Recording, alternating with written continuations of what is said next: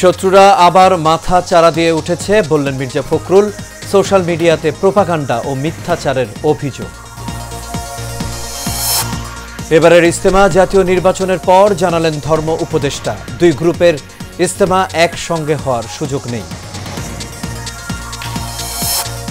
মানবতা বিরোধী অপরাধে ইনু হানিফ সহ 4 জনের বিচার শুরু, পলাতকদের বিরুদ্ধে গ্রেপ্তারি পরোয়ানা জারি। এবং বইতে শুরু করেছে ভোটের হাওয়া, উন্নয়নের প্রতিশ্রুতি দিয়ে মাঠ চষে বেড়াচ্ছেন মনোনয়ন প্রত্যাশীরা।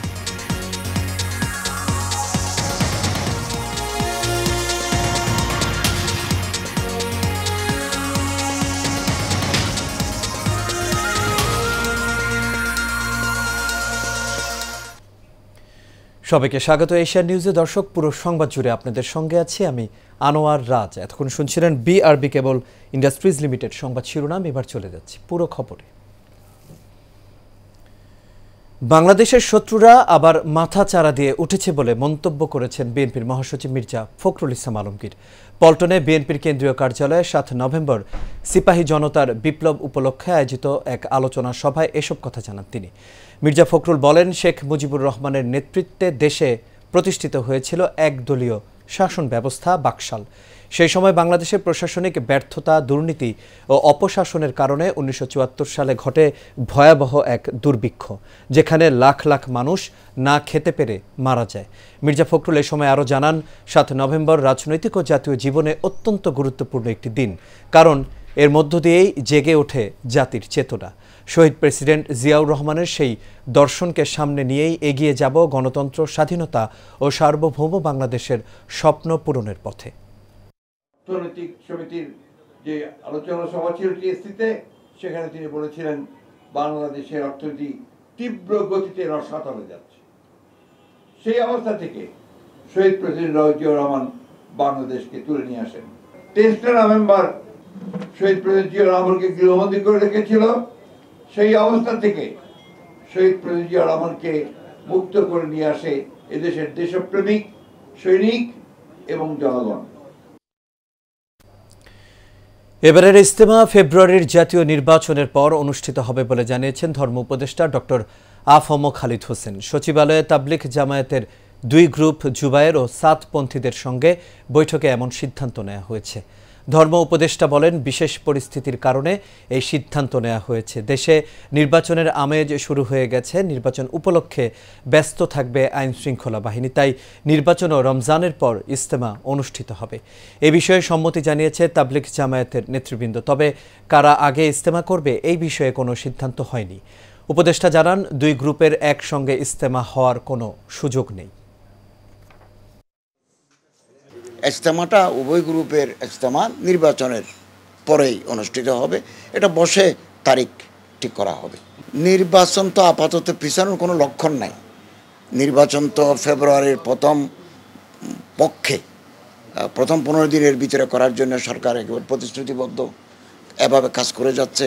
নির্বাচন পিছানোর এই মুহূর্তে কোনো পরিকল্পনা নাই। যদি এরকম কোনো পরিস্থিতি দেখা যায়, আমরা আবার বসবো, কথা বলবো কি করা যায় তখন। এখন আমরা নির্বাচন সঠিক সময়ে হবে এভাবে আমরা এগোচ্ছি। ঢাকার ধামরাইয়ে এখন ভোটের হাওয়া বইছে। আগামী জাতীয় সংসদ নির্বাচনকে ঘিরে ভোটের মাঠ চষে বেড়াচ্ছেন প্রার্থীরা, দিচ্ছেন উন্নয়নের নানান প্রতিশ্রুতি। মনোনয়ন প্রত্যাশীদের নীরব প্রতিযোগিতা নিয়ে মামুন আহমেদ জয়ের তথ্য ছবিতে আরও জানাচ্ছেন মাজহারুল আমিন শুভ। যতই দিন গড়াচ্ছে ততই বাড়ছে ব্যস্ততা। এই ব্যস্ততা আগামী জাতীয় সংসদ নির্বাচনের মনোনয়ন প্রতিযোগীদের। কে হবেন জননেতা, কে সাধারণ মানুষের প্রতিনিধিত্ব করবেন সংসদে, সেই প্রশ্ন যেমন রয়েছে, তেমনি দলীয় সিদ্ধান্ত কি হবে তা নিয়েও রয়েছে সংশয়। এমনই নানান প্রশ্নের উত্তরের অপেক্ষায় ঢাকার ধামরাইয়ের ভোটার ও সাধারণ মানুষ বেছে নিতে চান যোগ্য জনপ্রতিনিধিকে। যদি ধামরাইতে এমপি হিসেবে আসতে পারে, যদি নমিনেশন পায়, এই ধামরাই সে ধামরাই থাকবে না। ধামরাই অনেক উন্নত হবে আশা রাখি, এবং ধামরাই চাঁদাবাজ মুক্ত হবে।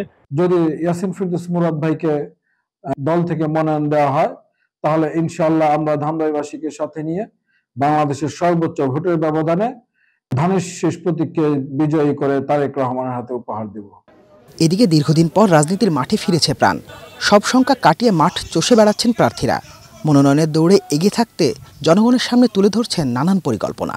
শিক্ষা সেক্টর থেকে শুরু করে সামাজিক কর্মকাণ্ড এবং আপনার সকল ধর্মের, সকল মতের, সকল পথের মানুষদেরকে আমরা রেইনবো নেশনের আওতায় এনে রাষ্ট্র কাঠামো মেরামতের ৩১ দফার আলোকে আমরা ধামরাইকে একটি সামাজিক ন্যায় বিচার, উন্নয়ন এবং উৎপাদনের রাজনীতিকে আমরা বিকশিত করি। আমাদের প্রথম দায়িত্ব হবে এই যে বেকার যে সমাজটা পড়ে আছে, এই বেকারদেরকে আমরা বিভিন্ন কল কারখানা, বিভিন্ন জায়গাতে আমরা কর্মসংস্থানের ব্যবস্থা করব, তাদেরকে স্বাবলম্বী করার চেষ্টা করব।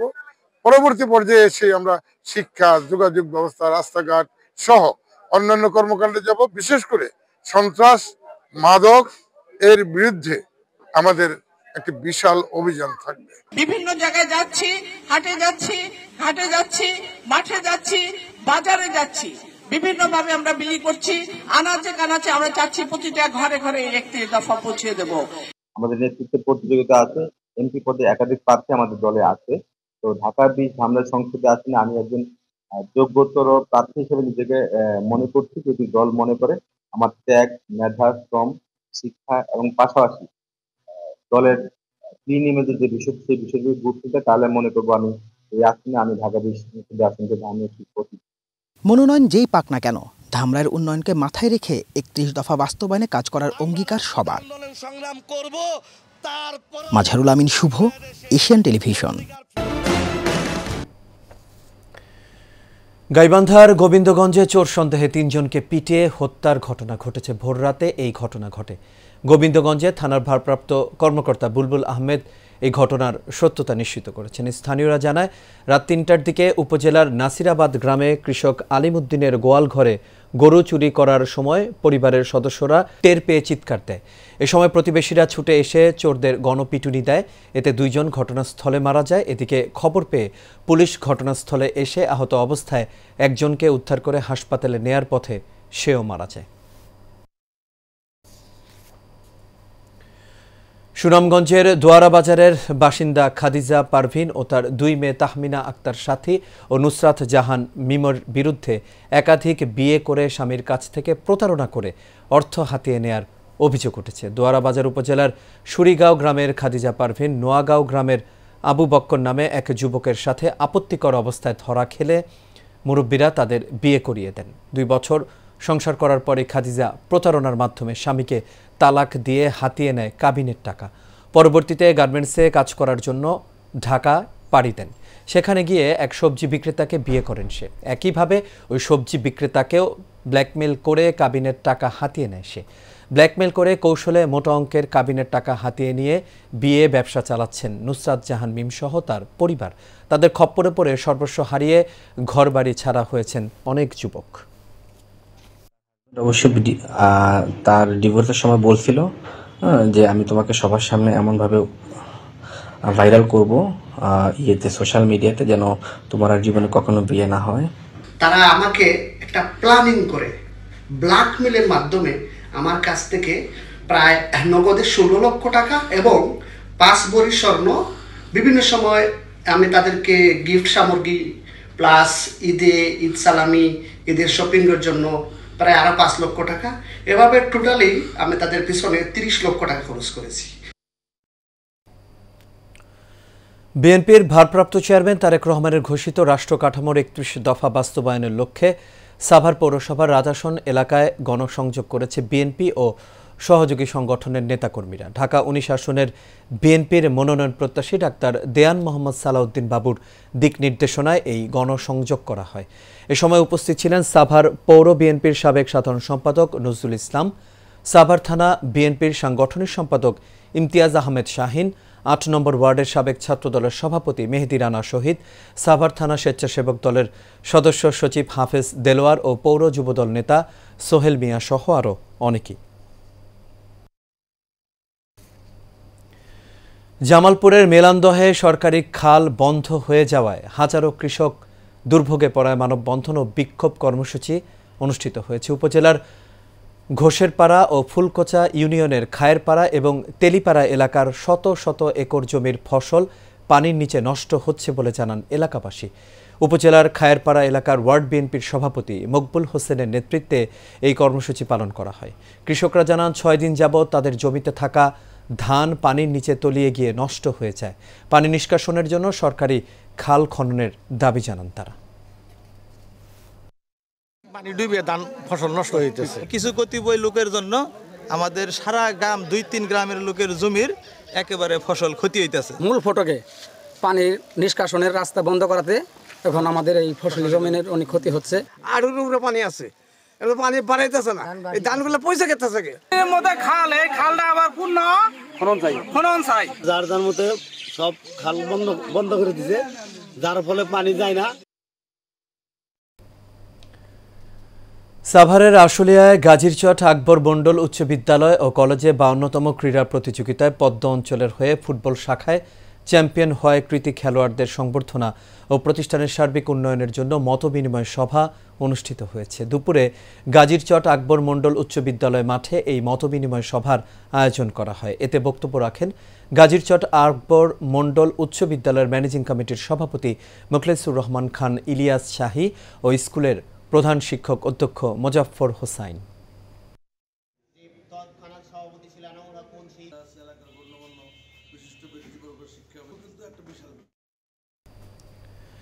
চাঁদপুর 2 আসনে বিএনপির মনোনয়ন প্রত্যাশী তানভীর হুদা বলেছেন, স্বাধীনতা বিরোধী ও 24-এর গণ অভ্যুত্থানে দেশ থেকে পালিয়ে যাওয়া স্বৈরাচার চক্র নির্বাচন বানচালের ষড়যন্ত্রে লিপ্ত। চাঁদপুরের মতলব উত্তরে মোহনপুর ইউনিয়নের রাষ্ট্র কাঠামো সংস্কারের 31 দফা বাস্তবায়নের অংশ হিসেবে আয়োজিত উঠান বৈঠকে তিনি এসব কথা বলেন। এ সময় ইউনিয়ন বিএনপির যুগ্ম সাধারণ সম্পাদক মোহাম্মদ আব্দুল আজিজের সভাপতিত্বে ও ছেঙ্গারচর পৌর বিএনপির সাবেক সাংগঠনিক সম্পাদক কবির হোসেন প্রধানের সঞ্চালনায় বক্তব্য রাখেন তেজগাঁ থানা বিএনপির সিনিয়র যুগ্ম আহ্বায়ক হাফিজুর রহমান কবির সহ আরও অনেকেই।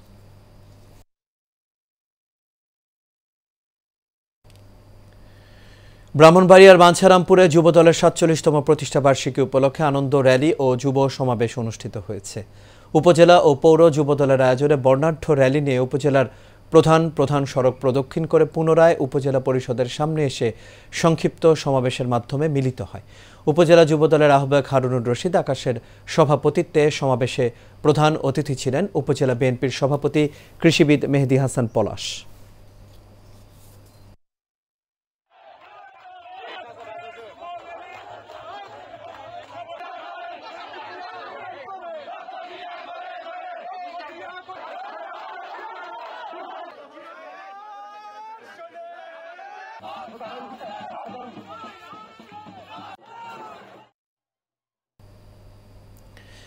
যশোর 1 আসনে বিএনপির মনোনয়ন প্রত্যাশী ও শার্শা উপজেলা বিএনপির সভাপতি আবুল হাসান জহির বলেছেন, পরিবর্তনের নেতৃত্ব দিতে পারবে এই দেশের তরুণ প্রজন্মই। আগামী দিনে বাংলাদেশ হবে তরুণদের হাতে গড়া নতুন এক গণতান্ত্রিক বাংলাদেশ।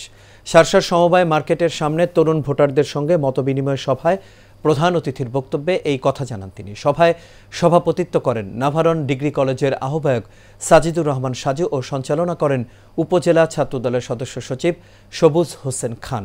এ সময় আরও উপস্থিত ছিলেন উপজেলা বিএনপির যুগ্ম সাধারণ সম্পাদক প্রভাষক মামুনুর রশিদ সহ আরও অনেকেই।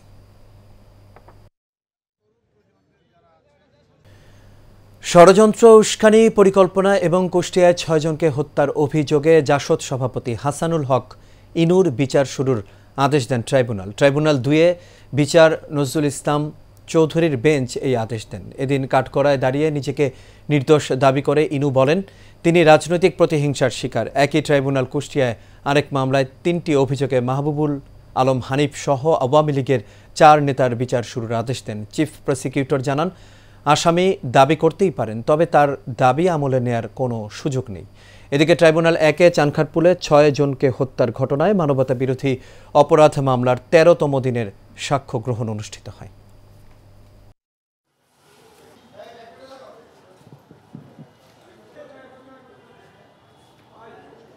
মানবতা বিরোধী অপরাধ সংগঠন হয়েছে বাংলাদেশে, সেই ব্যাপারে তার যে রোল সেগুলোকে আমরা অভিযোগ আকারে নিয়ে এসেছিলাম।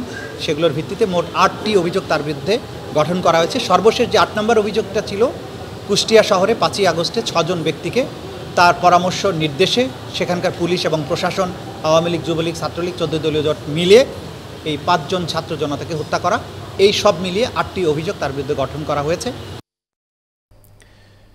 সারা দেশে প্রতিবন্ধী বিদ্যালয়ের শিক্ষক কর্মচারীরা এমপিও ভুক্তির দাবিতে 7ম দিনের মতো অবস্থান কর্মসূচি পালন করছেন। কর্মসূচিতে সভাপতিত্ব করেন প্রতিবন্ধী বিদ্যালয়ের শিক্ষক পরিষদের সভাপতি ইলিয়াস রাজ। তিনি বলেন, দীর্ঘদিন ধরে সরকারের কাছে ন্যায্য দাবির বাস্তবায়নের দাবি জানানো হচ্ছে। বারবার আশ্বাস দিয়েও দাবি পূরণ করা হয়নি, তাই দাবি না মানা পর্যন্ত এই আন্দোলন চলবে। অংশগ্রহণকারীরা জানান, দেশের বিভিন্ন প্রান্ত থেকে আসা শিক্ষক কর্মচারীরা মানবেতর জীবনযাপন করছেন, তবুও প্রতিবন্ধী শিক্ষার্থীদের প্রতি দায়িত্ববোধ থেকেই তারা স্কুল চালিয়ে যাচ্ছেন।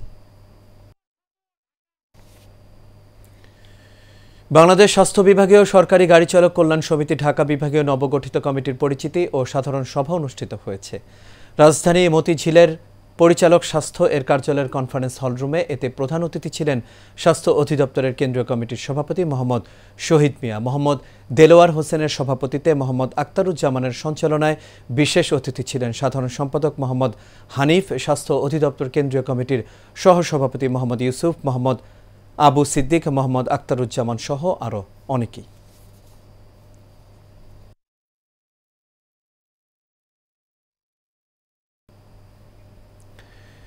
রাজধানীর বিজয়নগর মৌরি হোটেল অডিটোরিয়ামে সেবা, শান্তি, একতা, নারী উদ্যোক্তাদের বার্তা এই স্লোগানে নারী উদ্যোক্তা সম্মেলন ও সম্মাননা অনুষ্ঠিত হয়েছে। অনুষ্ঠানে সভাপতিত্ব করেন নারী উদ্যোক্তা সোসাইটি মতলব উত্তর চাঁদপুরের শামিমা কবির। প্রধান অতিথি ছিলেন নুরুন নাহার। বিশেষ অতিথি ছিলেন নেক্সাস টেলিভিশনের প্রডিউসার ডক্টর জাকিয়া সুলতানা। এই সময় বিশেষ অতিথি ছিলেন বীর মুক্তিযোদ্ধা ফরিদা আক্তার। মেলা পরিচালক ছিলেন মাহফুজা আক্তার ও মনোয়ারা বেগম পলি। পরে 40 জন নারী উদ্যোক্তাকে ক্রেস্ট ও সম্মাননা দেয়া হয়।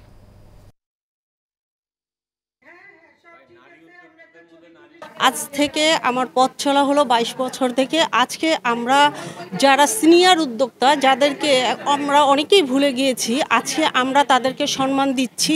পুরনোদের সম্মান দিয়ে নতুনদেরকে দেখাতে চাচ্ছি যে তোমরাও এগিয়ে আসো। এই পথ চলাটা কঠিন হলেও সহজ হয়ে যাবে। বিএনপির ভারপ্রাপ্ত চেয়ারম্যান তারেক রহমানের ঘোষিত 31 দফা বাস্তবায়নের লক্ষ্যে সাম্য ও মানবিক বাংলাদেশ বিনির্মাণে তিতুমির কলেজকে স্বাস্থ্যবান্ধব ক্যাম্পাস রূপে গড়ে তোলার জন্য প্রাথমিক চিকিৎসা ও উপকরণ বিতরণ করা হয়েছে। কলেজ ছাত্রদলের যুগ্ম আহ্বায়ক মোহাম্মদ টিপু সুলতানের উদ্যোগে আয়োজিত অনুষ্ঠানে প্রধান অতিথি ছিলেন কলেজ অধ্যক্ষ অধ্যাপক ডক্টর সদরুদ্দিন আহমদ। কলেজ ছাত্রদলের আহ্বায়ক ইমাম হোসেনের সভাপতিত্বে এবং সদস্য সচিব সেলিম রেজার সঞ্চালনায় বিশেষ বক্তা ছিলেন সরকারি তিতুমির কলেজ ছাত্রদলের সাবেক ও বর্তমান নেতৃবৃন্দ।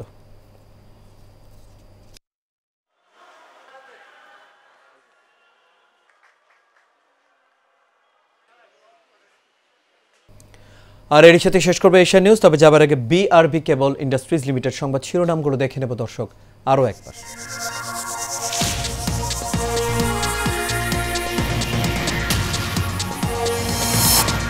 শত্রুরা আবার মাথা চারা দিয়ে উঠছে বললেন মির্জা ফখরুল। সোশ্যাল মিডিয়াতে প্রোপাগান্ডা ও মিথ্যাচারের অভিযোগ। এবারের ইজতেমা জাতীয় নির্বাচনের পর জানালেন ধর্ম উপদেষ্টা। দুই গ্রুপের ইজতেমা একসঙ্গে হওয়ার সুযোগ নেই। মানবতা বিরোধী অপরাধে ইনু হানিফ সহ 4 জনের বিচার শুরু। পলাতকদের বিরুদ্ধে গ্রেপ্তারি পরোয়ানা জারি।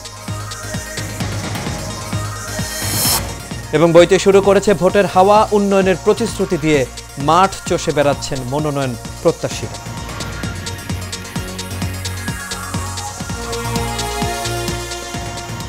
দর্শক, এই ছিল আমাদের এখনকার আয়োজনে। আমাদের পরবর্তী সংবাদ দেখার আমন্ত্রণ রইল। এতক্ষণ সাথে থাকার জন্য সবাইকে ধন্যবাদ।